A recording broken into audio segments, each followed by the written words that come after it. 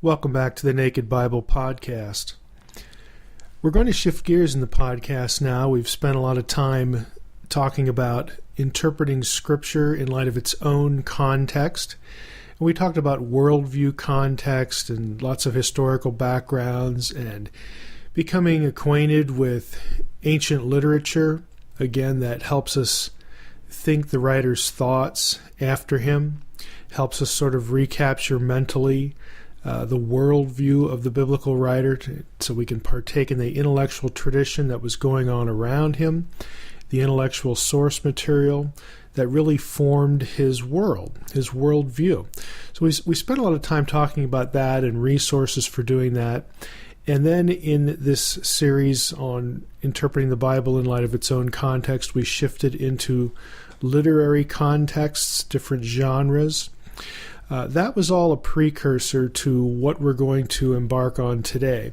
And that is, we're going to get into words, really word level meaning, working in the text at the word level, specifically interpreting the words that we read in a given passage. Now, this is going to be sort of a precursor episode, something that will set up the next few episodes in the series. So take it for what it is. Just by way of introduction, I want to start you thinking about the kinds of things that we sort of assume that may not really be true or may not really be good thinking when it comes to studying words, studying the text, the words of Scripture, and also to start thinking about the stuff that will make us better thinkers, that we do need to consider, and things we need to do to get things right when it comes to interpreting words, doing word studies. And I think you can already tell I'm going to go beyond what people traditionally think of as word studies. I think while it's good, people using things like Strong's Concordance to do quote-unquote word studies, it's actually pretty primitive, pretty simplistic. Really, the pejorative term would be shallow, but I don't want to be pejorative here, because I remember in my own personal Bible study that when I finished reading the Bible once or twice, the very first thing I bought after that was a Strong's Concordance. Someone told me that was what I needed to do, and it was a great tool. I mean, for where I was at the time, that was just something that I really benefited a lot from. But the problem is, today we have a lot of pastors who that's what they use. They're using Strong's Concordance to do word study in preparation for sermons. I mean, this is something a layperson should be doing, and really, for my money, I think lay people are capable of so much more that they should be graduating from Strong's kind of material pretty quickly. But the reality is that they don't, and even people who occupy our pulpits are using tools like this that are really subpar. And it's not just an issue of tools, it's an issue of thinking well about what you're actually trying to do when we think of word studies. It goes beyond looking something up in a dictionary or a lexicon.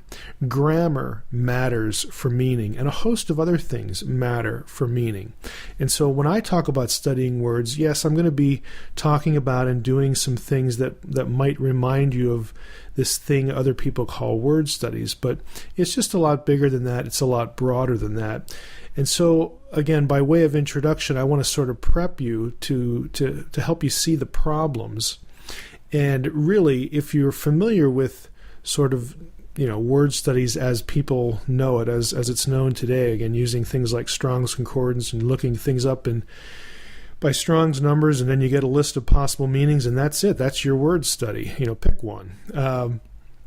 This is going to go well beyond that. And I want to talk about word fallacies. I want to talk about mistakes that are made. I want to talk about just errors in thinking. And so by way of getting started down that road, and we're going to be spending a few podcast episodes on this whole issue, I want you to consider a few introductory thoughts in this episode. Thought number one would be that words mean nothing by themselves. Words they literally don't mean anything. To illustrate this, visualize in your mind, if you were sitting here with me at a computer screen, or we were in a classroom and I was at a whiteboard and I wrote the word R-U-N, the word run, on the board. And I turned to you and I asked you, what does that mean? What would you say? Well, it wouldn't take long to realize that, frankly, the possibilities are just myriad. You really don't know what it means because you don't have any sort of context for it. It's just sitting there by itself. R-U-N, run. And I'm asking you, what does that mean? And frankly, as you stare at it, as you think about it now, it doesn't mean anything, because it could mean practically anything. For instance, if you looked up run in a dictionary, if you assumed, and see, you don't even know if it's a noun or a verb. If you assumed it was a noun, what you're going to actually find is close to 20 different meanings just for the noun. Let me give you a few. Run could be a score in a baseball game. Okay? It could be a race, like the first run of, some particular tournament. Okay? It could actually be a noun and not the verb. A run, if 2 years ago I painted my house, me and my wife did that by hand, and, because we're not professionals, you can walk around our house and you will see a run at certain points of the house. It's a drip, okay? A drip that's solidified, that's dried there. Is that what RUN means? It could be a continued series, like of a book, a print run.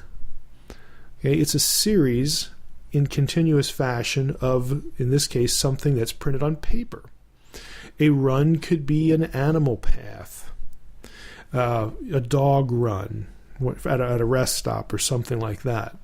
You get the idea. So even if you could assume correctly it's a noun, and you can't if it's just RUN out there in space or on a whiteboard or on a computer screen with nothing around it, it really doesn't mean anything, because it could mean almost anything. There's great variability. You must know certain things about that word before you can even begin to think well about it at all. If it was a verb, then you're even in more of a pickle, because again, if you go back to your Webster's dictionary and you look up run and you consider the verbal possibilities, now you're dealing with 50 or more meanings for RUN.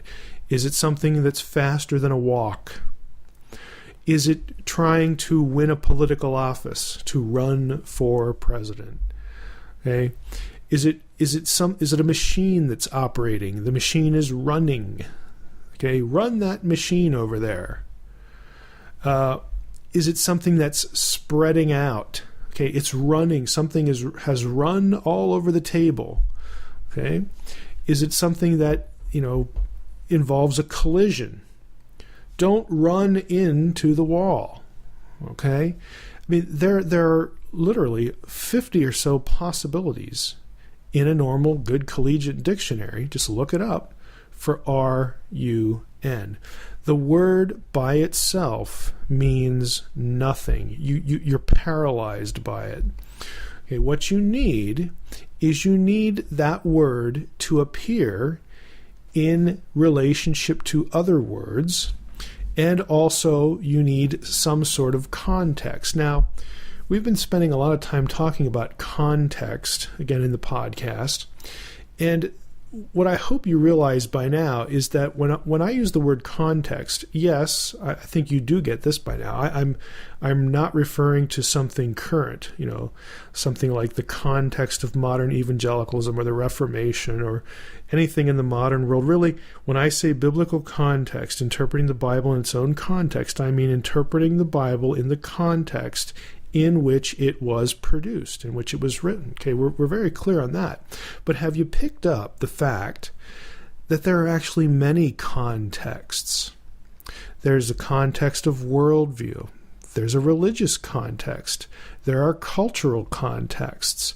There are literary contexts. And now when you get down to the word level, there are word level contexts as well. And to know what any given word means, you must be proficient, okay? You must have developed skills. You must be competent in all of those contexts. You need to be aware of them. You need to be thinking about them. You need to have good tools to help you think about them, to build your awareness, to raise that in your mind. Again, just to sort of like tools in the belt. I mean, you need to be exercised. You need to be familiar, be really through repetition, through doing this often enough. You need to be exercised into these things just sort of come automatically to you. So that when you read something in Scripture, you're thinking about history, worldview, culture, religion, what's the literary context, what genre, all these sorts of things should just be immediate. And now we're getting into adding to all that word level context. Now, what we usually think of as context in this regard when we're trying to figure out what words mean, unfortunately, we think of, okay, well, there I'm looking at a Bible verse, and I need to be aware of the paragraph. Okay, well, you do. That's okay. And then I need to be aware of the immediately preceding paragraph and the immediately following paragraph. And that's my context. Well, I would suggest to you that that's not wrong, but it's just extraordinarily narrow and limited. Yes, you need to know what's going on before your passage and immediately after your passage. That's true. But that's only one context, and it's actually a really tiny one, too. It says nothing about these bigger contexts that we've been talking about. For instance, beyond, without going back and doing all the backtracking through worldview and history and culture and religion and literary that we've been spending time with on the podcast, even if I don't go back and rehearse all that, context in terms of the writing is actually bigger than just the paragraph before and the paragraph after. There's the context of the author of your book. Now, in some cases, you're not going to know this because we don't know who wrote a particular book, but you know that a book was written, and so somebody wrote it. But your word meaning might be dictated, might be guided, might really be determined by how that word is used throughout the entire work, throughout the entire book. So you might be looking at a very specific verse in John, and you might not think, again, because of how we're trained, and I think often trained inadequately, you might be thinking, okay, to understand what this word in John means, I need to look at the paragraph before, the paragraph after, kind of read through the whole chapter maybe, and now I got to make a decision. It never occurs to you that, hey, how else does John use this word in the entire book? Did John write anything else besides the Gospel of John? Well, sure he did. He wrote 3 letters. 1st, 2nd, 3rd John. He also wrote the book of Revelation. Okay, so how does John use the words in other books? Think of Paul. I mean, Paul wrote 13 or so books of the New Testament, and you might be looking at something in Galatians. Well, Paul wrote a lot of things. So it's not just looking at the immediately preceding and the immediately following paragraph in some portion of Galatians that's going to, really zero you in on the meaning of a particular word. Okay, it's certainly going to contribute, but you need to be thinking bigger than that. You need to be thinking about who the author was and what else he wrote. How might, did Paul ever use this word in this same context in another letter? Has it occurred to you to look? Okay, so it's much wider than that, and even wider than a book. There are often cases where word meaning is determined by section of the Bible. For instance, this gets a little bit like genre, but let's say that we have, some large portion of Scripture. Let's take Joshua and Judges. Now, if you read a commentary and you read about the introduction of the book, sort of what scholars think about the authorship of this book, you would very quickly discern, whether you're in evangelical circles or outside, that it's a pretty common assumption that it's believed that the same person wrote Joshua and Judges, very close to each other. The same person would have been working on that and producing both of those books. So that isn't something that is just sort of going to stick out to you, because neither of the books assert or state who the author is, but there are lots of good reasons to think that the same person wrote both. So if you were not aware of that, if you're trying to do a word study in Judges and you never look at how a word's used in Joshua, you could really come out with a skewed conclusion about what's going on. So there's even the bigger issue of whole sections of Scripture. And even when we don't have the same author in a section, let's take the Psalms, or even like one of the 5 books of the Psalms. You might not be aware that Psalms is divided into 5 books. A lot of your Bibles will mark those books, but we have multiple authors in Psalms, but they're the same kind of literature, and the books are typically arranged. There is actually some logic to this. Again, you would know this had you done reading, if you were in the Psalms trying to do a study there. If you'd read some background about the book, you would be alerted to this. Well, if it occurs in the first book of the Psalms, which is I think the first 42 or something like that, then that might influence the way we look at the word that we're studying. Again, thinking in bigger sections.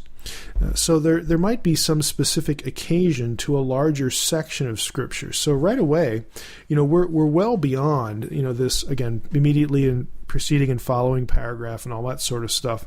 There's a lot to think about when it comes to studying words, and that's what we want to do in the next few episodes of the podcast series. So to try to summarize all this that I've just sort of rambled a little bit on, when we talk about understanding word meaning, we need to ask, well, what determines meaning? And the answer is context. Context is king. Context always determines meaning. But then we have to ask, well, what does that mean? What does context mean? Well, it means lots of things. There are lots of different contexts.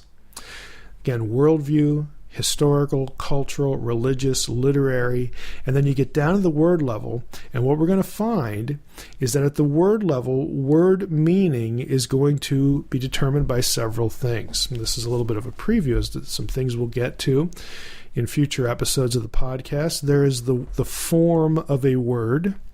In academia, that's called morphology. The way a word is shaped or spelled actually dictates meaning. Let me give you an example in English.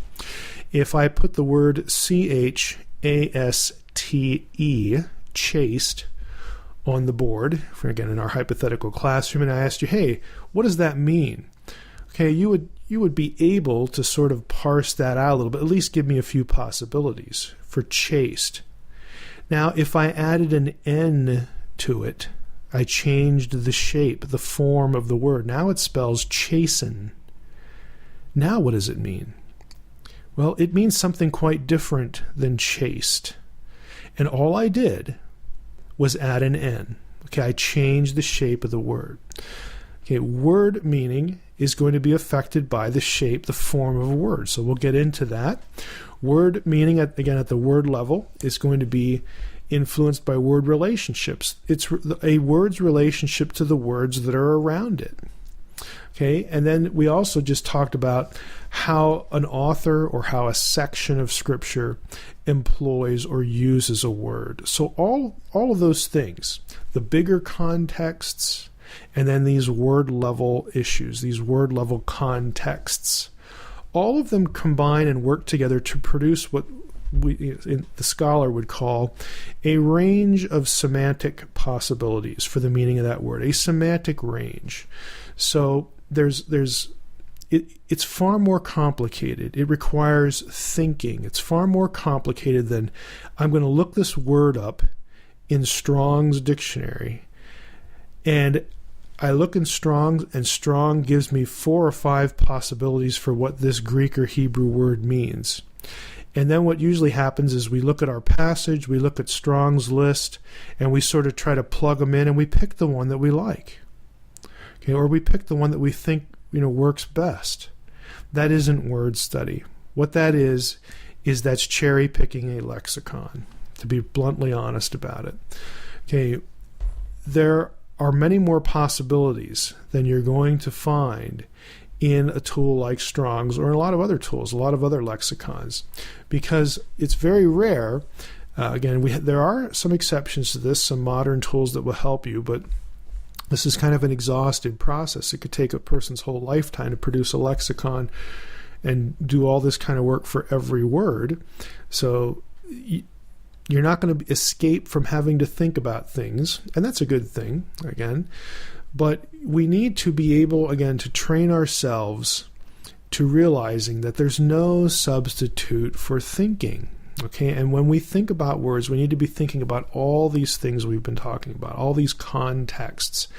And once we do that, we will be able to develop our own range of semantic possibilities for a word using different tools, again, that will help us think, using different techniques that will help us think about a word.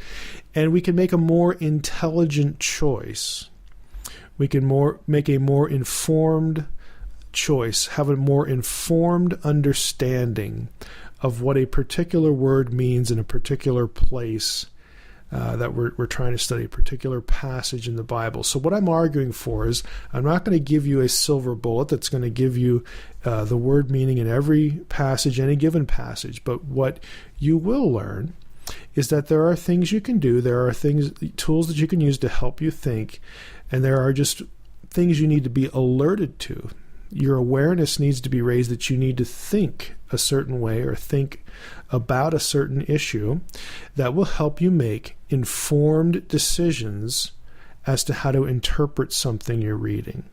So that's our goal, again, for the next few episodes of the podcast, and I hope you'll stay with us for that. Thanks for tuning into the Naked Bible Podcast again. In this episode of the podcast, I'm going to be playing some audio of myself and using it for the podcast episode. I recently created a video that I'm going to provide a link to on the Naked Bible Podcast site under Bibliography and Resources so you can actually watch the video. But I'm going to be using the audio from that video in lieu of our episode today because the video was about exegetical fallacies. These are fallacies that are often committed when doing word studies. And we're continuing here with doing word-level work in the biblical text, trying to do meaningful and sound research in the biblical text. And so I thought, having had to create that other video, that it would be really useful to do this for the podcast as well. So I've taken the audio from that. There's only one or two places where it might benefit you to actually look or be looking at the video. So I would say you don't even really need that to listen to the podcast episode, but you may want to go back and watch the video anyway. So I gave you the link. But today on the Naked Bible Podcast, we're going to be covering exegetical fallacies, or how to do bad Bible study, or how to do bad, flawed word studies. So sit back and enjoy, and here comes the audio from that lesson.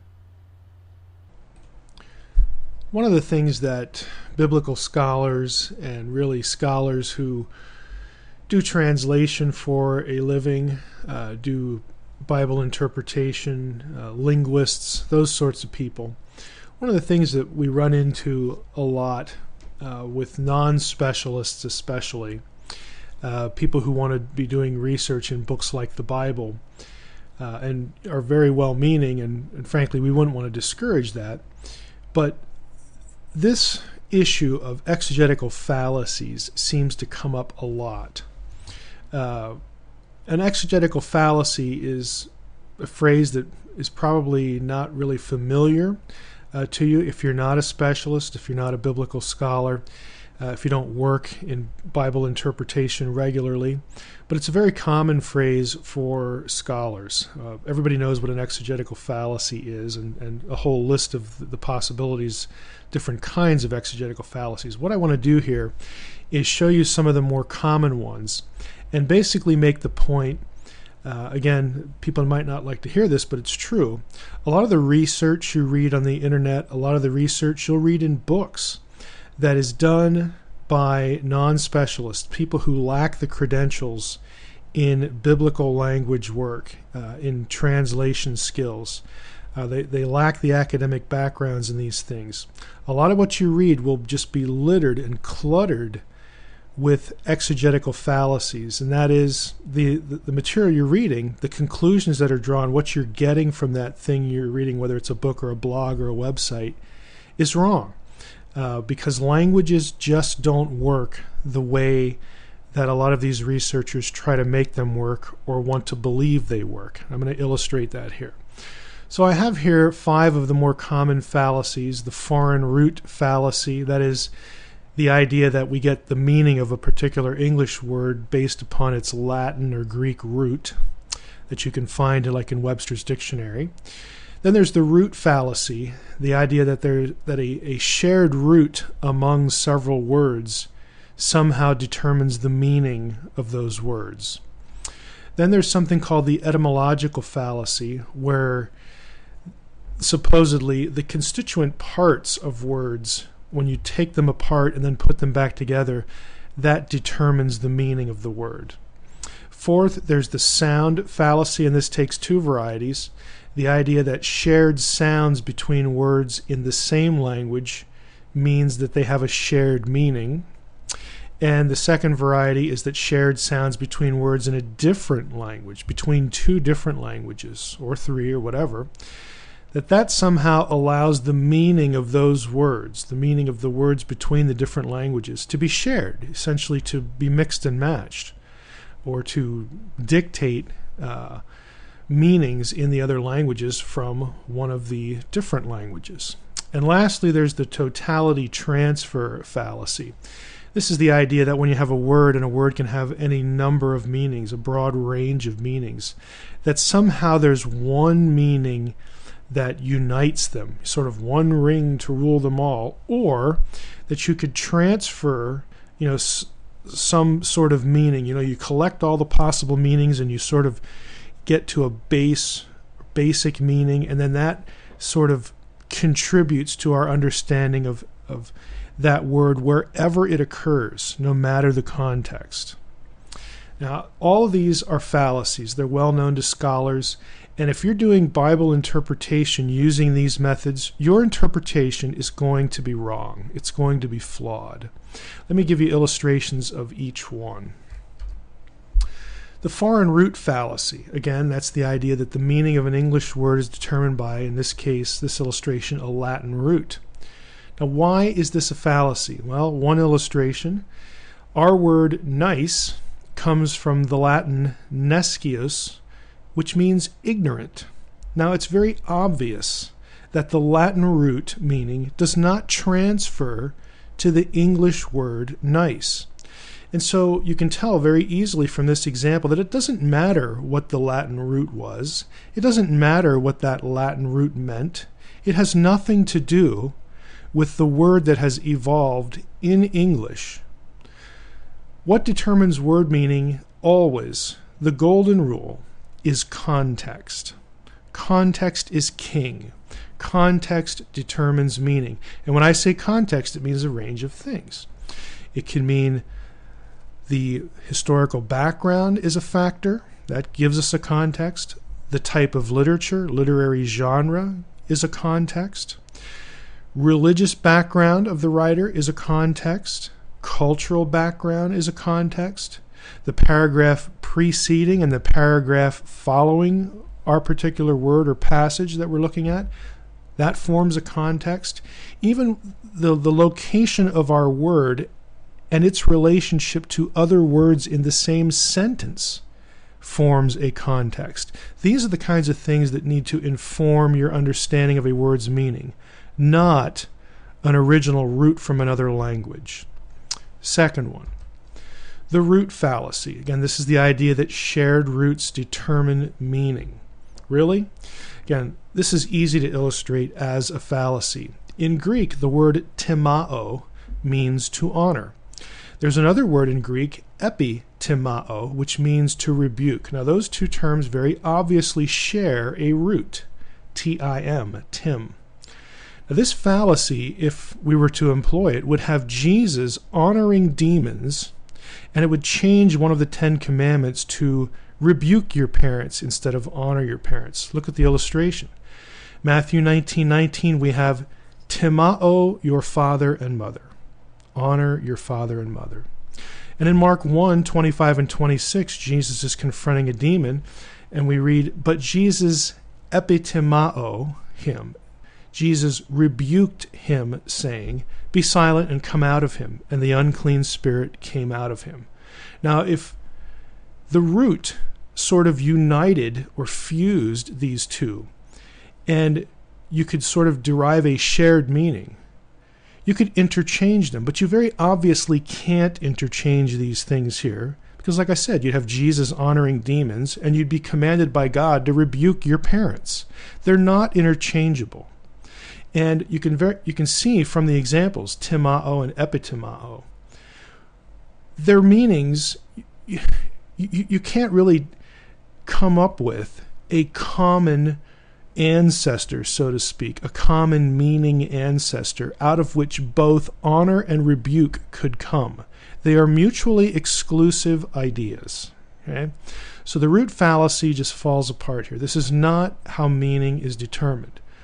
Meaning is determined by context, and again, there's a whole range of contexts. Just remember, context is king. Third one, the etymological fallacy, which is a fun one. This is the idea that constituent parts of words determine meaning. Two illustrations in Greek, anaginosko. Okay, there's a verb, anaginosko, two parts, ana, which means up or above, and ginosko, which means to know. Now you would think, if we could just take the word apart into its constituent parts, ana and ginosko, the meaning, therefore, would be something like to know up or to know above, which doesn't make any sense. Anaginosko, though, actually means to read. Okay, the constituent parts have nothing to contribute to that. Next one, epitimao. We just saw this in the previous fallacy. Epi means on or at or upon, and then timao by itself would be to honor. So you would think if you pulled these apart and looked at their constituent parts, we'd have to honor at or to honor upon. But that isn't what it means. We just saw that it means to rebuke. Again, the constituent parts do not create the meaning. English has a whole host of these. Butterfly. Butter and fly, okay, are not going to give you the meaning of butterfly. Butter doesn't fly, and flies are not buttery. Okay? Headship. Okay? Head and ship. Okay, the head, the thing on top of your shoulders, and ship, some big craft that floats in the water. You put those together, they have nothing to do with the meaning of headship, which is leadership. I hope you get the point. But this fallacy is just ubiquitous. It just shows up everywhere in so much material that you read by non-specialists, by amateurs, amateur researchers, especially people who are trying to go back into ancient texts in the ancient world, including the Bible, and study it and do research. Their conclusions are often terribly flawed. Next one, the sound fallacy. Two varieties here again. The first one is that shared sounds between words in the same language create a shared meaning or allow a shared meaning. Two English examples here. The words wine and wine. Okay, there's no relationship. There's no inherent semantic relationship between the two. And you wouldn't interpret either that way. The same thing for rain, R-A-I-N, and reign, R-E-I-G-N. One is water that falls from the sky, and the other is kingship or rulership. There's no relationship between them, even though they sound exactly the same. Second variety here, shared sounds between words in different languages. Do those allow meaning of those words, meanings to be transferred from one language to the other? Does one set of sounds in one language inform our understanding of the same set of sounds in another? Again, you'll see this everywhere. People on the internet, like William Henry, I think of right away, does this sort of thing. Actually, William Henry does all of these fallacies and does them frequently. But he's especially fond, I guess, of this one, these sort of sound relationships. The fact that I can make a set of sounds in English does not mean that the same set of sounds in Chinese carries the meaning that my English word does, and vice versa. The reverse is true. Examples. In Hebrew, we have yam, yam, or yam, and in English we have yam. Okay, we know what in English a yam is. It's a sweet potato, okay? In Hebrew, yam or yam is a body of water, like a sea or a lake. Hebrew, the next one, bo. This is a verb in Hebrew. It means to go or to come or to arrive, as opposed to the English word bow, the noun, like bow and arrow. Again, there's just no relationship. It doesn't matter that they sound the same. One doesn't inform the other. Last one, the Hebrew word kol, which is a word that means all or every or whole, entire. And in English, coal, C-O-A-L. Again, obviously no relationship at all. But yet this is done all the time, both by people who want to interpret the Bible and people who want to interpret other ancient texts. Last one, the totality transfer fallacy. This is the attempt to engage in the transfer of all meanings of a word in any given passage and import that, somehow import all the meanings into any given occurrence of the word anywhere.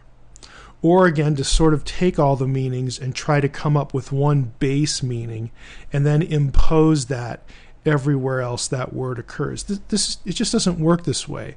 Languages do not work this way. Some funny examples. If I said about a friend, he has a fetching wife. Well, I don't mean that she's a dog, and if he threw something, she'd run and go grab it with her mouth and bring it back. Okay, fetching can mean that as a verb, but in this instance, in this context, okay, the word wife tells you what we mean. Again, the context of the words around the word we're interested in. In this context, it means he has an attractive wife. Okay. Next one, you need to brand yourself. Well, ouch, that would hurt, wouldn't it, if you took a hot iron and plastered it against your skin and watched it burn a little bit, burn a symbol on yourself. No, that isn't at all what we're talking about. Branding can, in business parlance, in business context, again, refers to building a reputation or building notoriety, building recognition of either yourself or a product. Lastly, I'm spoiled. Well, does that mean that I need to be taken out and thrown in the trash because we can't eat you anymore? Again, you get the idea. Context is everything. We wouldn't take a word like spoiled or fetching or brand and make a list like I've done here below with English board. Just try it. We wouldn't list out meanings and then sort of scratch our heads and think, okay, what common base meaning can I contrive? And that's what you're doing. Can I invent? Can I fabricate? That could sort of explain all of these possibilities. And when I get that, that must be the fundamental, the base, almost the divine meaning of this word. And that I can therefore take to any place, any verse, if we're doing Bible stuff, and import that meaning into that passage. That's illegitimate. That's a fallacy. Languages do not work this way. English board, I think, some words just have a multitude of meanings. If this was a noun, it could be a piece of sawed lumber. It could be daily meals, like in the phrase room and board. It could be a council or association. I earned a place on the board. The side of a ship. Electrical panel, circuit board, a writing surface, like a whiteboard. If it's a verb we're talking about, it could mean to climb on or to seal up, like you board up a window, preparing for a hurricane or something. Or it could be you smash another hockey player, into the boards. You check them. Check it would be a word that we could use to illustrate this too. Again, languages just don't work this way. These are word games that amateur researchers play, and the result is flawed, misguided, and in some cases harmful interpretation. It just ought not to be. Remember, context is king. And context, again, means all the things I mentioned before. Historical context, worldview, the worldview context of the writer, the religious context, the cultural context. What made the person think as he or she did? Again, all the things that inform them intellectually, those are all context. Then we have literary context. What type of writing? If I was looking at the word will, W-I-L-L, I would think of it differently if I had in my hand a legal document, something that came from a lawyer. Okay, that the type of literature dictates how I'm going to take words that appear in that piece of literature. So literary context is important. Again, all these things, the way the word relates to other words around it, these are contexts. And context is king in interpretation, not exegetical fallacies and not word games like this. Welcome back to the Naked Bible Podcast. Today I'm going to continue with our series on Bible study at the word level. Last time we talked about exegetical fallacies that arise from flawed word study methods. In this episode, though, I wanted to transition to some important elements that go into word study, something positive, something that you want to do. Today we'll primarily be focused on examining a word as it's used by a single author throughout the material that author wrote. In this case, the Apostle Paul. But the word I've chosen for our focus also means that we'll be getting into the issue of a word's distribution across a corpus. In this case, obviously, the New Testament. Now, since this example that I've picked is so restrictive, again, since my primary interest in this episode is a single author's use, as opposed to a wider distribution, I'll probably return to word distribution when doing word studies in a future episode. But let's just jump into what we want to cover today. I want to get started by turning to 1 Corinthians 7. Now, during the course of the podcast that follows, as we go on here, I'll be talking about specific words in 1 Corinthians 7. I've reproduced the important sections of the chapter on the podcast website. It's episode 32. And I have certain words colored and marked for reasons that I'll indicate as we proceed here. You can reference that material as you listen or go back and look at it afterwards. I'll also mention certain Greek lexicons. Those are specialized dictionaries that cover a specific corpus in a language, in this case the New Testament, and again some of the eras that are related to the New Testament. There are links to those tools that I'll mention under episode 32 at the Bibliography and Resources tab on the podcast website. So without further ado, let's jump into 1 Corinthians 7. Now, you've probably read this chapter before. It's a controversial chapter. Paul is dealing with marriage and divorce and remarriage and betrothal and all these different things about sexual and marital relationships. In the first 7 or 8 verses, he basically sort of gets warmed up and recommends, again, marriage to avoid, sexual immorality and so on and so forth. In verse 8 is where I want to jump in. Paul says, "To the unmarried and the widows I say that it is good for them to remain single as I am." I'm reading in the ESV, by the way. "But if they cannot exercise self-control, then they should marry." Now notice, he just said they should marry, and he's recommending that 2 groups marry if they can't remain single, again, because of sexual temptation. And the 2 groups were the unmarried and the widows. Okay, we'll come back to that in a moment. He says it's just better to marry than to burn with passion. Verse 10, "To the married I give this charge, not I but the Lord. The wife should not separate from her husband. But if she does, she should remain unmarried or else be reconciled to her husband. And the husband should not divorce his wife. To the rest I say, again I, not the Lord, that if any brother has a wife who is an unbeliever, and she consents to live with him, he should not divorce her. If any woman has a husband who is an unbeliever, and he consents to live with her, she should not divorce him. For the unbelieving husband is made holy or sanctified because of his wife, and the unbelieving wife is made holy or sanctified because of her husband. Otherwise your children would be unclean. As it is, they are sanctified. They're holy. And that's a whole separate issue, what Paul talks about there. He's not talking about salvation. But let's move on. And finally with verse 15. If the unbelieving partner separates, let it be so. In such cases, the brother or sister, the believer, is not enslaved. God has called you to peace. Now what I want to focus on here is the word unmarried. It occurred 2 times in that section I just read, and if you're looking at the website, the section there, I have them colored in red. To the unmarried and the widows I say, and then Paul talks about the woman who has separated or divorced from her husband, that she should remain unmarried or else be reconciled to her husband. Now, it's interesting, how do we define unmarried? What does that mean? Well, it occurs 2 times here, and it's actually going to occur only 4 times in the entire New Testament. And guess what? We've seen 2 of them here. The other 2 occurrences are also in this chapter. If we go down to verses 32 and through 34, we get the other 2 occurrences. Let me just pick them up for you.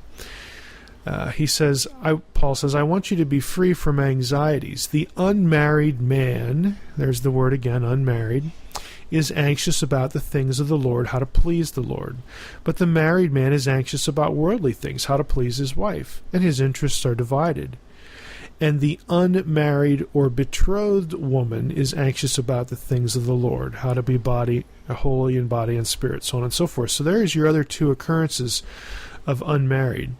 Now, what this means is that this word, unmarried, occurs 4 times in the entire New Testament, all of them in this chapter, and therefore all of them are used by the Apostle Paul. It's not found anywhere else.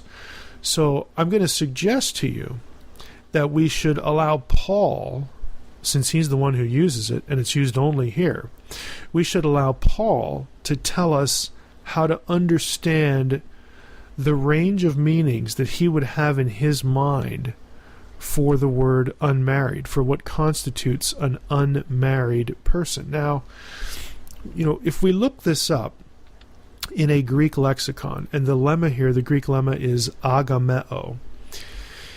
If we looked it up in something like Bauer, Donker, Arndt, and Gingrich's Greek-English lexicon of the New Testament and other early Christian lit, BDAG as it's called by users and those of us in the field, if we looked it up in BDAG or maybe Liddell Scott's Greek-English lexicon, which covers more historical eras than just the New Testament and early Christian literature, we would discover that agameo, unmarried, is used by Greek writers in all different periods for all of the expected states of being spouseless. I mean, at the heart of it, that's what unmarried means.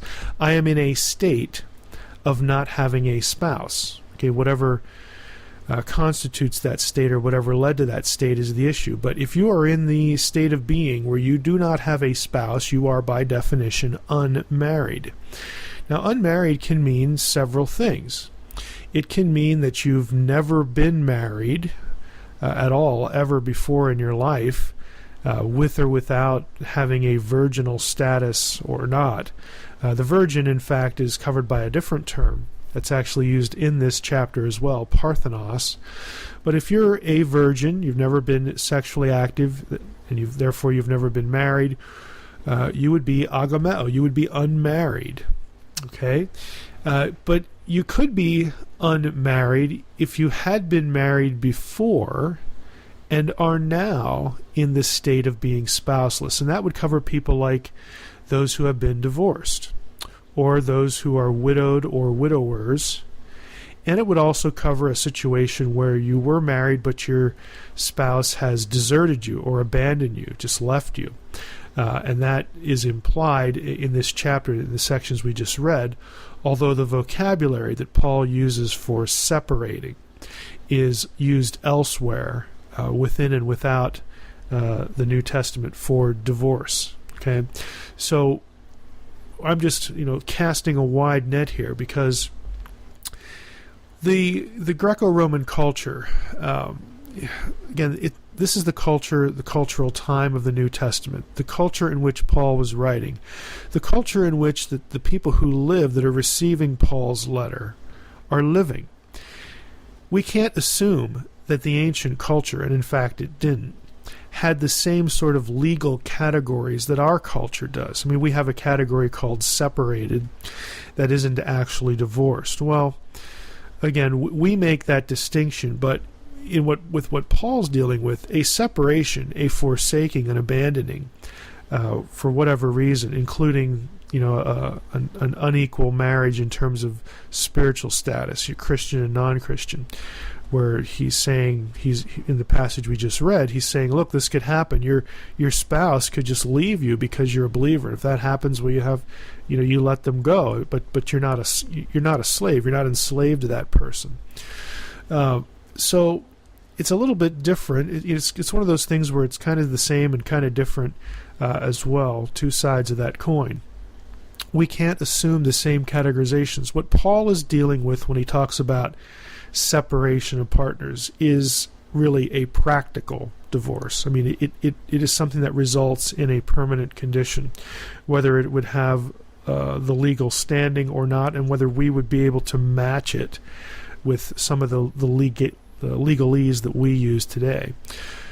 It's a practical divorce situation. So what does all that mean? Why does it all matter? How is it that this is the centerpiece of what we want to talk about on the podcast today? Well, it's important to understand, to correctly interpret what an author is saying, to know how he's using a term, what is included and what can be excluded. And in some cases, it's not easy to determine what could be included or excluded. But here, Paul is the only person who uses this term, and he actually describes certain conditions that help us to determine what unmarried could mean. So let's go back to verse 8. Paul says, to the unmarried and the widows, I say. Now right there, this tells you that when Paul uses the word unmarried, most likely the people who would be spouseless there are not including widows or widowers, because he follows up unmarried with the very term widows. So we have widows, we know what they are. Their spouse has died, or a widower, obviously. So that means that unmarried could include any of those other circumstances as well. Again, never been married or divorced, or again, a practical divorce through desertion or separation. So Paul's speaking to different groups here. The unmarried and the widows, I say, it's good for them to remain single, as I am, but if they cannot exercise self-control, they should marry. For it is better to marry than to burn with passion. He follows that in verse 10, to the unmarried I give this charge, the wife should not separate from her husband. Don't leave your husband. Don't divorce your husband. Now, the word there is chorizo, which means to divide, to create a division or separation, hence the translation separation. In the colored material, I've colored this green with an underline under it. Chorizo is green with the underline. You'll notice there's other green terms. Paul continues in verse 11, this person that shouldn't separate from her husband, I'm recommending don't separate, but if she does, if there is a separation, again, a practical divorce here, a desertion, she should remain unmarried or else be reconciled to her husband. And the husband should not divorce, there's the other green term, his wife. Now this is a different term, it's aphiemi. This is to release or to let go or to just get rid of, that kind of thing. It's standard divorce language. Now both of these terms, I've colored them in green because if you'll notice in 1 Corinthians 7, 8 through 15, they are used interchangeably. In other words, they're not strict legal categories or distinctions in and of themselves. They are used interchangeably for and including the situation where a unbelieving spouse deserts, abandons, again, in practical terms, divorces the believing member of the marriage. So they're used interchangeably. Paul's clearly including divorce. Now, here's the issue. There's a lot of controversy about divorce and remarriage. Can a divorced person get remarried and all that sort of thing? Usually on the basis of discussion in the Gospels in Matthew 19. I'll get back to Matthew 19 in a moment, but here we are in 1 Corinthians 7, and Paul clearly includes, both by context and also the semantic range of the word meaning, and he's the only one who uses it. So we can't go outside and get other information, at least in the New Testament. Paul clearly includes people who could be divorced in his discussion of the state of being spouseless, of being unmarried. Now, in verse 11, he recommends that the unmarried person be reconciled to their spouse. Okay, that's obviously his optimal choice. If she does separate, she should remain unmarried or else be reconciled with her husband. Again, that's what Paul recommends. But in verse 8, he had said to the unmarried and the widows. He says, if you can't contain, again, if you can't overcome sexual temptation, then you should marry. Again, Paul, I would say it this way. There's no way to approach this passage, this section of Scripture, and legitimately say that Paul could not have had divorced people in mind when he recommends that the unmarried should marry if they can't avoid sexual temptation.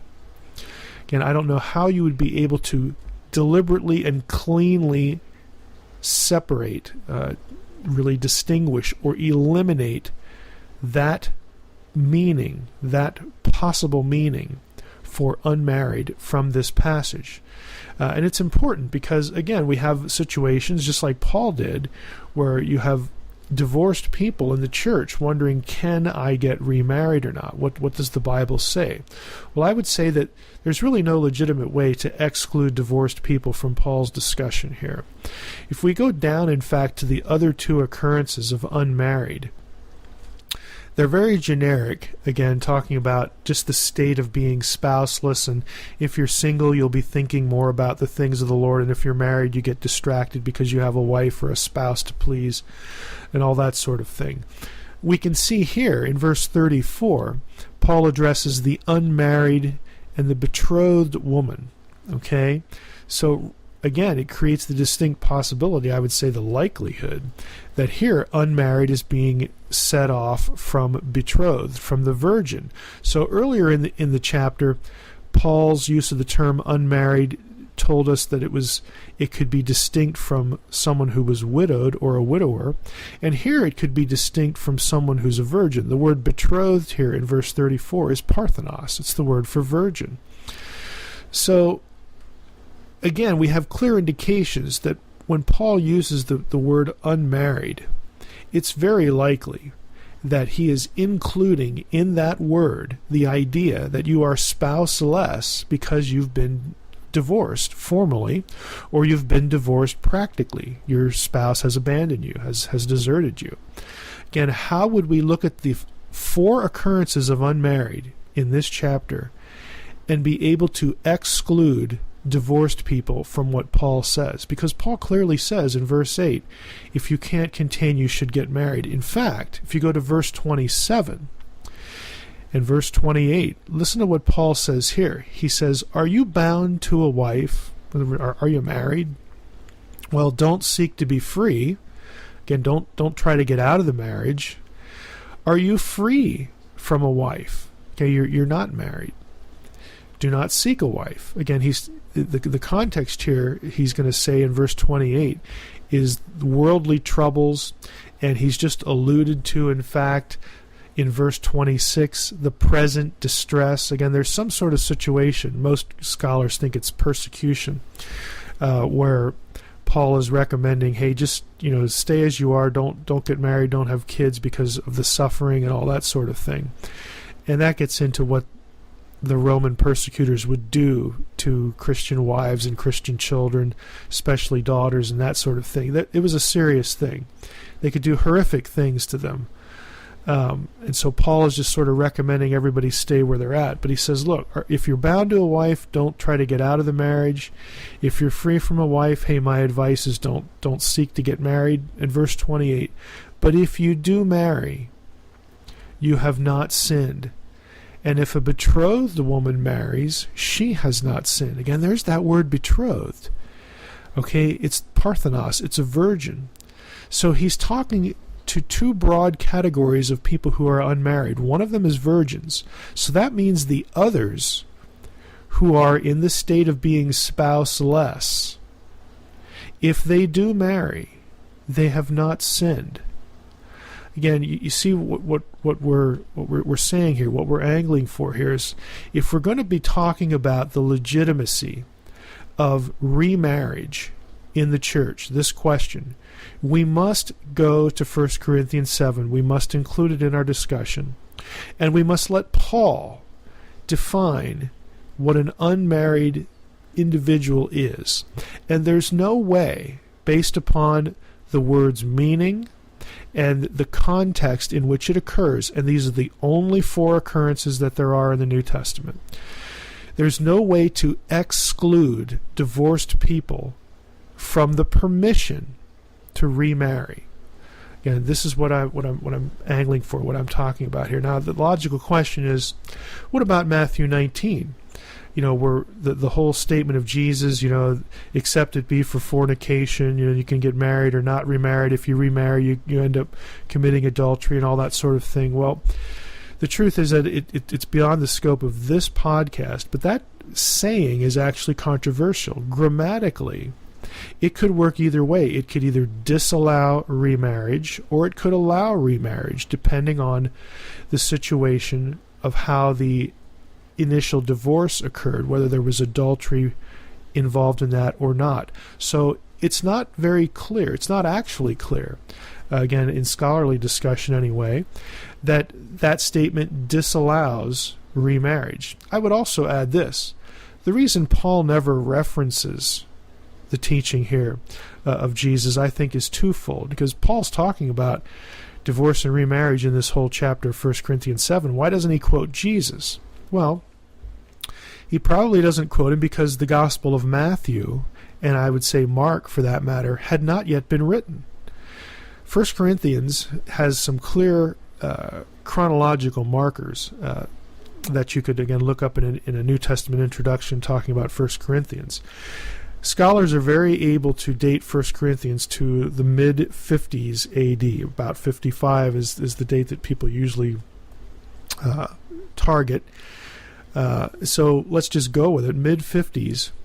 Matthew is almost universally considered by scholars to have been written sometime before 70 and likely just before 70. Again, for a number of indications we can't go into here.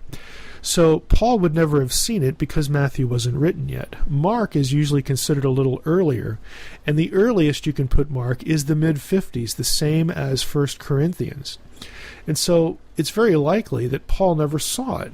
Mark is writing somewhere else. Paul is out ministering to the Gentiles, and that's why he doesn't quote it. The other issue is that Jesus is addressing the question from within Jewish culture, with a touch point, of course, to the Old Testament. Paul isn't doing that here. Paul is writing to Corinthians. He's addressing the situation on the ground in Greco-Roman culture, the situations that were present in real Greco-Roman life, and his own present distress, the present persecution situation within this predominantly Gentile church here in the city of Corinth. Entirely different contexts for what Paul's dealing with and what Jesus was commenting when he's confronted by the scribes and the Pharisees there. So I would argue that there's not going to be an inconsistency when it's all settled and done. But again, that's really beyond the scope of this particular podcast episode.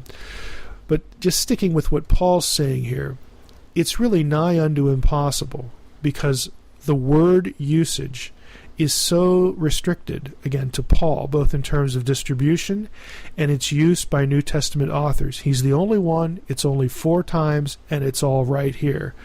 It's nigh unto impossible to exclude divorced people from what Paul says here about the unmarried in 1 Corinthians 7. So I like to use this illustration as, again, a good illustration, I think, of the importance of, when you're doing word studies, taking note of not only where the word is used and how many times and all that sort of thing, but how does a particular author use the term? Is there consistency within the way an author uses a particular term? Does an author always use the term the same way? Again, you have to be looking at the way a particular writer uses a particular term, the particular word that you're studying. And then, of course, in this case, we get into distribution, because there really isn't any. I mean, it's only 4 times in this particular book. But that's another thing to consider, the isolation or the distribution of how a word is used. Again, to narrow the possibilities, to create situations where you can plausibly discern what the word means in the context. And the context is cultural, and here the context is also literary, the distribution, the actual use of the word. What the word means in context, again, so that you can draw conclusions from the passage based upon your understanding and study of the words. Welcome back to the Naked Bible Podcast. Today we're going to continue with our series on Bible study at the word level. In the last episode, we began talking about word study techniques. Specifically, we focused on examining word use by a single author throughout the material that author wrote. We looked at the case of the Apostle Paul's use of agomeo in 1 Corinthians 7, where only Paul uses that term 4 times in that chapter, and those are the only 4 occurrences in the entire New Testament. Today, I want to talk about considering words in relationship to other words. A word study isn't just a matter of seeing how many times a word occurs. Math isn't part of exegesis. And then going to a lexicon and seeing which English gloss option you like best in a given passage. But that's what most people do. Word study is about word usage, and that takes thought, and careful thought at that, based on careful observation. If you've listened to me for any length of time, you've probably heard me say that there is no substitute for thinking when doing Bible study, and that applies to word study. It's not about just lookups of word occurrences. That's just a step for getting the raw material that you need to think about. I want to illustrate this with the Hebrew word bara. The nuance and significance of bara can only be discerned by noting its use with respect to other words, specifically synonyms and the words that are used as bara's grammatical subject. Now I want to start by noting 2 familiar verses, Genesis 1:1 and Genesis 1:26. Genesis 1:1 is familiar.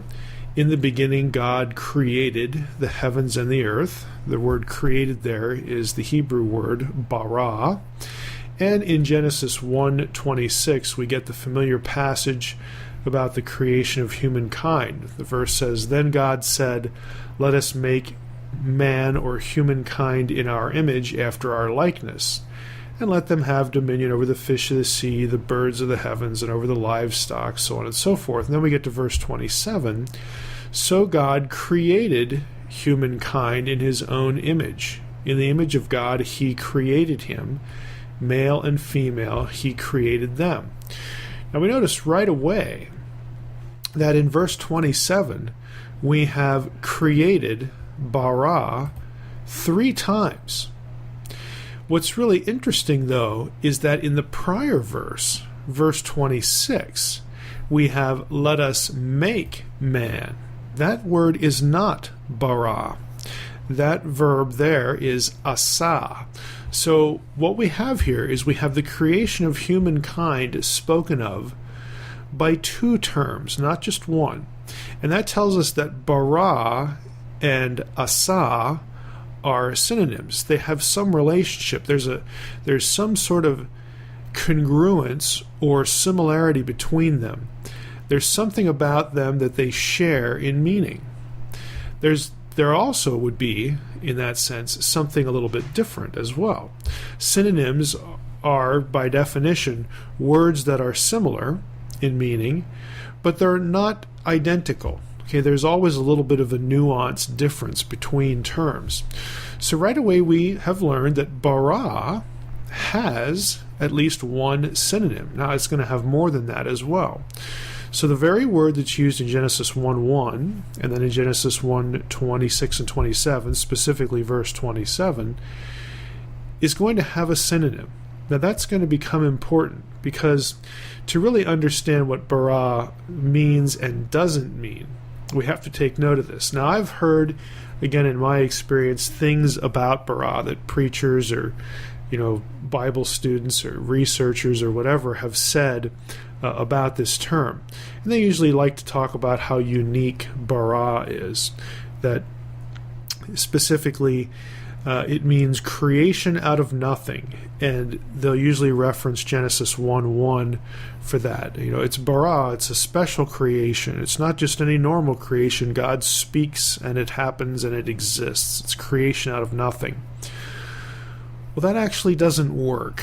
And that actually isn't true about bara. And we've gotten our first clue, believe it or not, by looking at Genesis 1:26 and 27. Now, we've seen in verse 27 that bara is used of the creation of humankind. It also has a synonym, asa. Now, why is that a clue?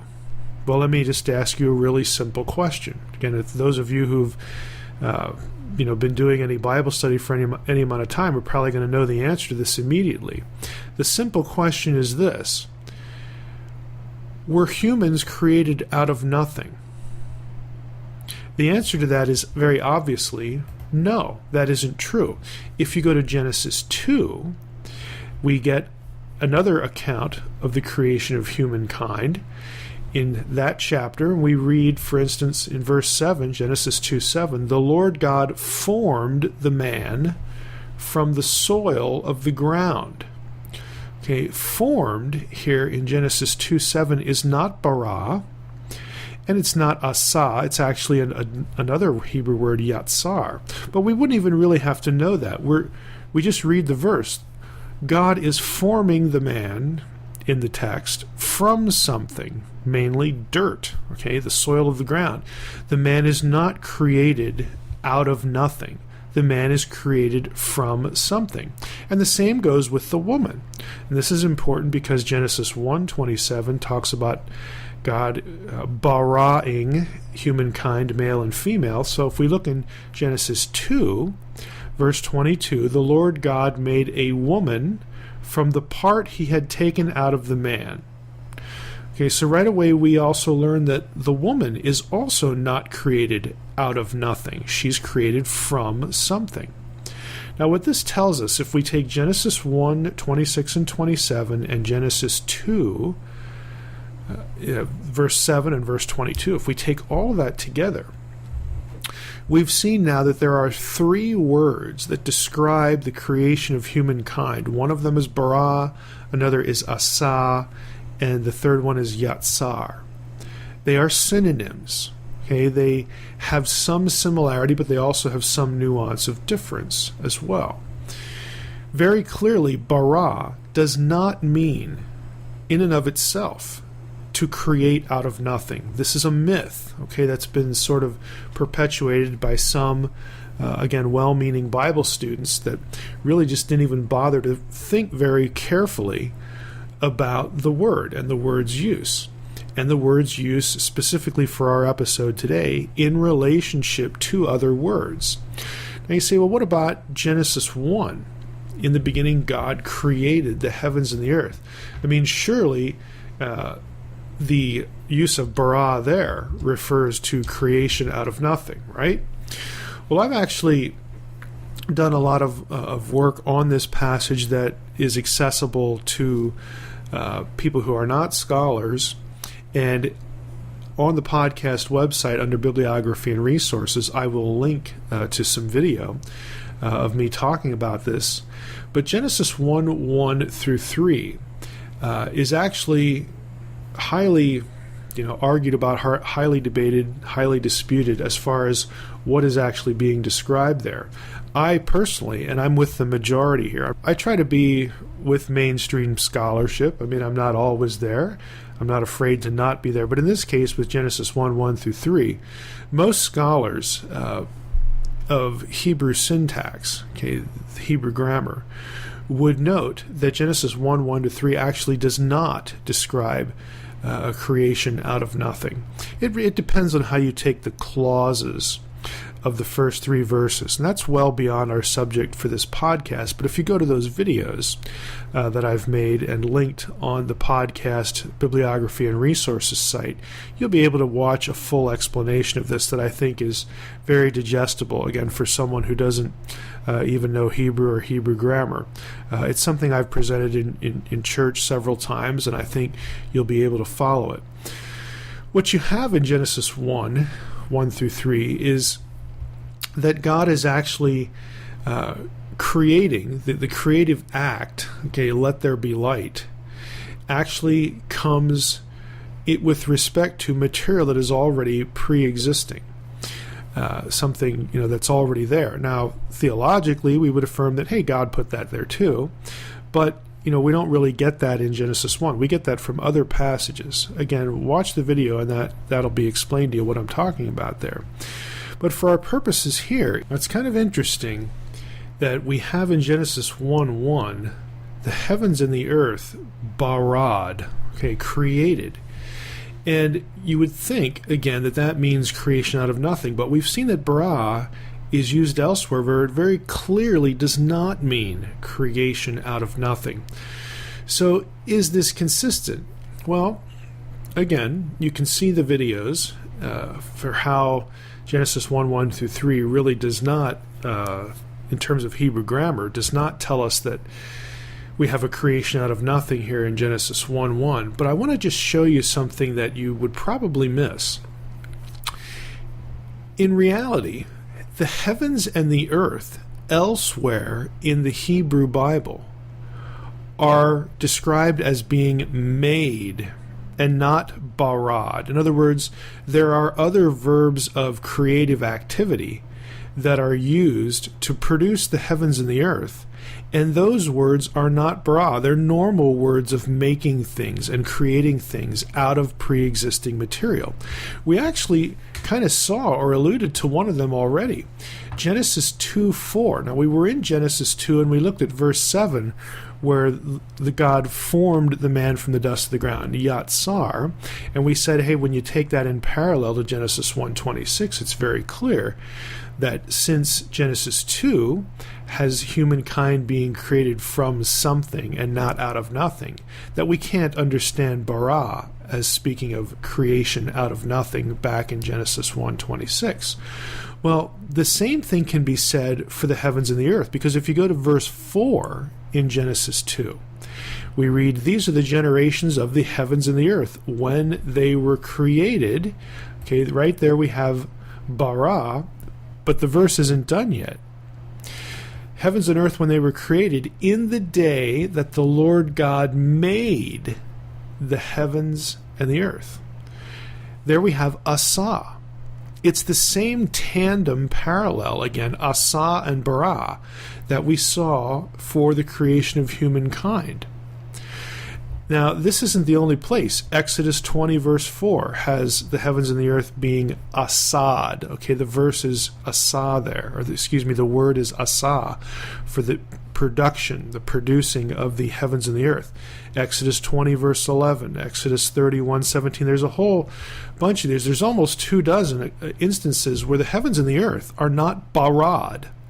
They are brought into existence through another term that isn't quote-unquote as special as bara. It's just the generic word, the generic verb that would be used hundreds and hundreds of times in the Hebrew Bible for making things out of materials.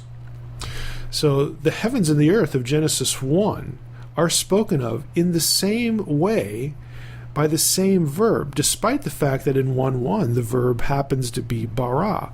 Bara and asa are synonyms, and asa very clearly does not involve any sense of creation out of nothing. So again, we need to be looking at how the Bible itself uses terminology, and not, again, trying to defend a particular view of origins or of creation. Again, even the pre-existing material in Genesis 1, I would argue that other passages, require us to see that God is the originator of that material too. The point is just that Genesis 1 itself doesn't tell us how that material got there. It's just there, and then God starts to work with it. Again, watch the video about the clauses in Genesis 1:1 through 3, and you'll get a better understanding of what I'm saying here. I don't want to rabbit trail on it for the sake of the podcast. Now, we've just looked at bara in relationship to other words, again, synonyms, and that helps us to be informed about what bara means and doesn't mean. It means creation. It means to bring something into being, but it doesn't mean necessarily that creation is out of nothing. Okay, it is quite supportable to say that even bara involves the creative act with pre-existing material. Okay, so we've learned that much. So you say, well, what's the big deal about bara then? Is there anything unique about it? There actually is. Now, what I'm going to tell you and suggest that you do here would be very easy with Bible software such as Logos, where I work, my employer produces. In fact, this is pretty unique. We don't have any competition here. There are no other software packages that it can do what I'm going to describe for you here.